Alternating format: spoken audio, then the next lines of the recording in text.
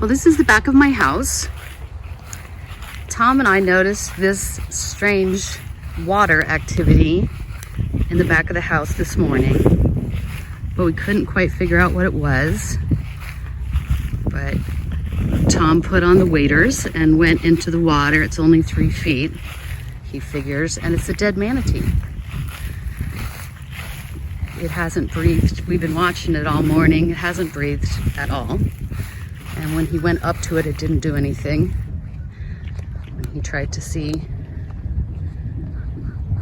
and all you can kind of see is the back. But this is right behind my house. So, I don't know, talk about bringing it home. This is in the back of my home. I'm going to try and see if you can see the back of it sticking up a little bit, but it's hard to see. I think it's sort of stuck in the mud or something. So here's poor Tom out there in his waders trying to see about the manatee. And there you can see the back of the manatee. It's not quite floating, it's stuck in the mud. So yeah, Titusville, home of the dead manatees. I have to wait for Fish and Wildlife to come tow this guy out with a boat.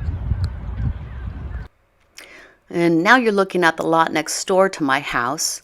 That's the one where they were going to let a 16-year-old permit that's supposed to last 3 years allow a developer to build a 10-story building, okay, 100 feet, right next to my house and the house that you see in the distance there.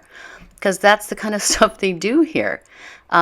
They changed the rule in 2005, the zoning, because they didn't want to have these huge buildings, but it depends on who's holding that permit, if you know what I'm saying, whether or not they just keep extending them.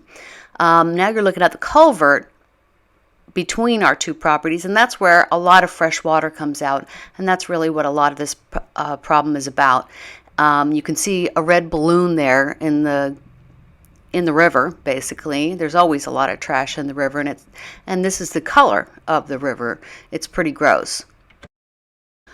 Oh wow, and this is awful. 2 ducks have found the dead manatee, and the ducks are standing on the dead manatee like it's a rock. This is just heartbreaking. It's unbelievable that we keep allowing this, and we're not getting real about cleaning up the lagoon. So here's the guys from FWC towing away the manatee. Once I saw it a little bit higher up in the water, it looked like a baby, or not a very big one at least. And they were towing it to Port St. John. They said to me several times, "Okay, ma'am, we'll take it from here." They didn't want to be filmed. And I don't blame them as people, but I think we do need to document that this is going on in Titusville, Florida. Dead manatees just all over the place, behind people's houses, near public docks. It's gross. And we shouldn't just accept this. We've got to fight back. Tom and I and a lot of other people, we're out there all the time asking people to sign a petition to get a ballot measure so we, the voters in Titusville, can vote on the right to clean water, the legal right. It worked in Wekiva. It passed by 89%, but you've got to have the petitions to get the vote. So there we are standing on our Starving Manatee t-shirts asking people to do that, but we need more people to do it. Why don't you join us if you care about this? Last year, 1,100 manatees died in the Indian River Lagoon, and this year we're on track to double that number. And it's horrible. They die slowly and painfully. And manatees are one of the most beloved animals here.